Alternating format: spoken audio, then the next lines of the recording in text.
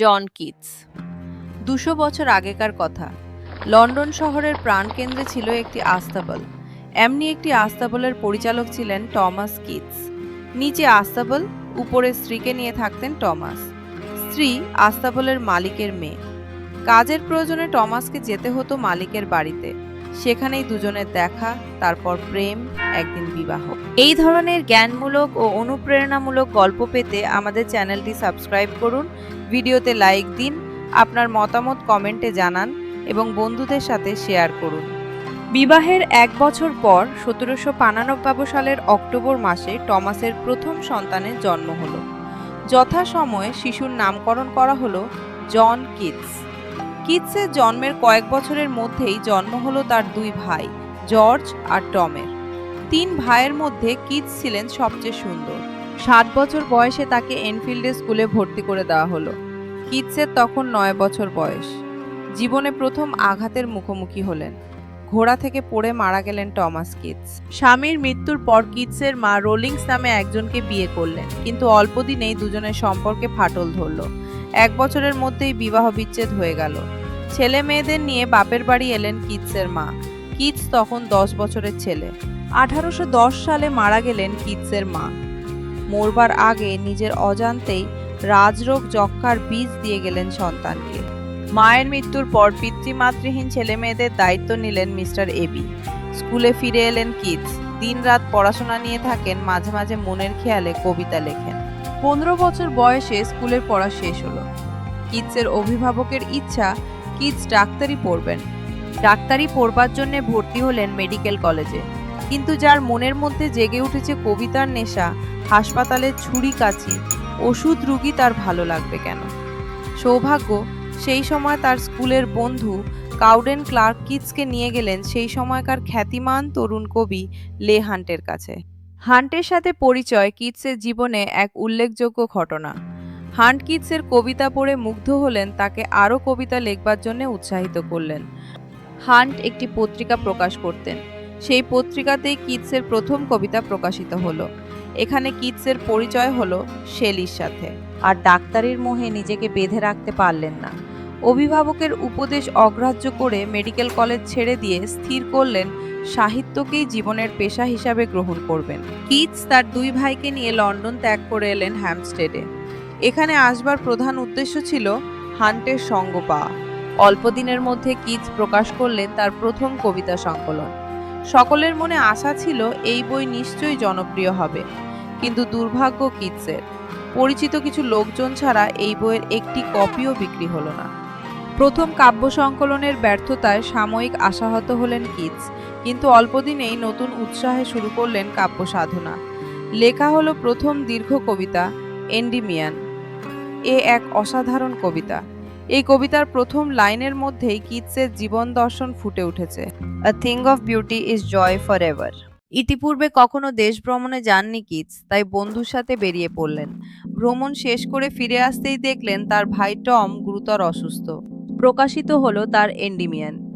Kitts আশা করেছিলেন তার এই কবিতা নিশ্চয়ই খ্যাতি পাবে, কিন্তু তৎকালীন 2টি পত্রিকা, ব্ল্যাকউড ম্যাগাজিন এবং কোয়ার্টারলি রিভিউ, তীব্র ভাষায় কিটসের নামে সমালোচনা করল। জঘন্য সে আক্রমণ। এই তীব্র বিদ্বেষপূর্ণ সমালোচনা প্রকৃতপক্ষে কিটসের মানসিক শক্তিকে বিপর্যস্ত করে দিয়েছিল। একদিকে যখন পত্রিকার সমালোচনায় ভেঙে পড়েছেন কিটস, সেই সময় এলো আরেক আঘাত। 1818 সালের 1 ডিসেম্বর মারা গেল টম। কিটস স্থির করলেন, যেমন করেই হোক তাকে অর্থ উপার্জন করতেই হবে। স্বাস্থ্য আগের মতো ভালো যাচ্ছিল না, কিন্তু মনের অদম্য শক্তিতে কিটস লিখে চললেন একের পর এক কবিতা। প্রকৃতপক্ষে কিটসের জীবনের সমস্ত শ্রেষ্ঠ কবিতাই এই সময় লেখা। আর্থিক অবস্থাও ভালো যাচ্ছিল না কিটসের। কিটসের শরীর যতই ভেঙে পড়ছিল, ততই ফ্যানি তার কাছ থেকে দূরে সরে যাচ্ছিল। তার সাজগোজ, হাসি, অন্য ছেলেদের সাথে মেলামেশা কিটস সহ্য করতে পারতেন না। তার সমস্ত অন্তর ক্ষত বিক্ষত হয়ে যেত। তিনি ফিরে এলেন লন্ডনে। একদিন বাইরে বেড়াতে বেরোলেন কিটস। বাড়িতে ফিরে কাঁপনি দিয়ে জ্বর এলো, সেই সাথে কাশি। এক ঝলক রক্ত উঠে এলো মুখ দিয়ে। কিটস বললেন, একটি মোমবাতি নিয়ে এসো। ব্রাউন মোমবাতি নিয়ে আসতেই কিটস কিছুক্ষণ রক্তের দিকে চেয়ে বললেন, এই রক্তের রং আমি চিনি।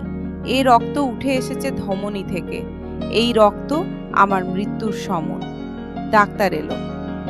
সে যুগে যক্ষ্মার কোনো চিকিৎসা ছিল না। প্রচলিত বিশ্বাস অনুসারে শিরা কেটে কিছুটা রক্ত বার করে দেওয়া হলো, কিন্তু তাতে কোনো সুফল দেখা গেল না। তখন তার বয়স মাত্র 25।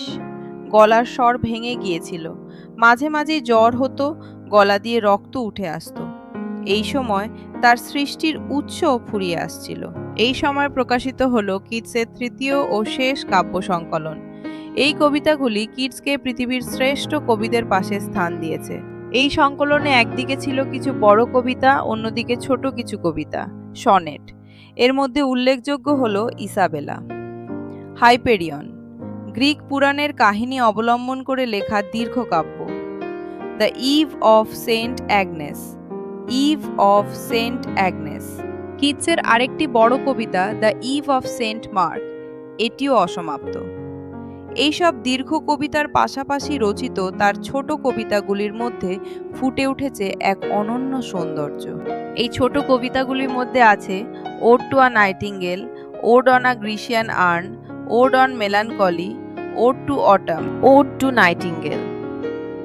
এ মানব জীবনেরই এক রূপক। এখানে জীবন মৃত্যুর স্রোত পাশাপাশি বয়ে চলেছে। ওড টু অটম, এ এক বিপরীত ধারণা ফুটে উঠেছে। এখানে কবি প্রকৃত সৌন্দর্য খুঁজে বেরিয়েছেন। কবিতা ছাড়া কিটস কোনো গদ্য লেখার চেষ্টা করেননি। তার কাব্যজীবন ছিল মাত্র 6 বছর, অর্থাৎ 19 থেকে 24 বছর বয়স। 1820 সাল। কিটসের দেহ ক্রমশই ভেঙে পড়ছিল। তাকে নিয়ে আসা হলো ফ্যানিদের বাড়িতে। ইতালিতে যাবার আগে 1 মাস তিনি ফ্যানির নিবিড় সান্নিধ্য পেয়েছিলেন। 1820 সালের 13ই সেপ্টেম্বর কিটস রওনা হলেন ইতালির দিকে। দীর্ঘ সমুদ্র পথ পার হতে 6 সপ্তাহ লাগলো। জাহাজে যেতে যেতে কিটস মুক্ত আকাশের দিকে চেয়ে থাকতেন।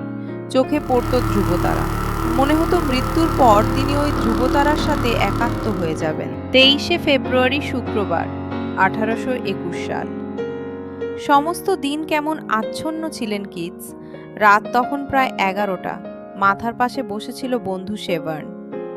আস্তে আস্তে কিটস বললেন, আমাকে তুলে ধর, আমার মৃত্যু এগিয়ে এসেছে। আমি শান্তিতে মরতে চাই, তুমি ভয় পেও না। ঈশ্বরকে ধন্যবাদ, অবশেষে মৃত্যু এলো। শেভার্নের কোলেই চিরদিনের জন্য ঘুমিয়ে পড়লেন চিরসুন্দরের কবি কিটস। পরদিন রোমের এক সমাধিক্ষেত্রে তাকে সমাধি দেওয়া হলো। 2 বছর পরে এই সমাধিক্ষেত্রেই সমাধি দেওয়া হয় আরেক তরুণ কবি শেলিকে।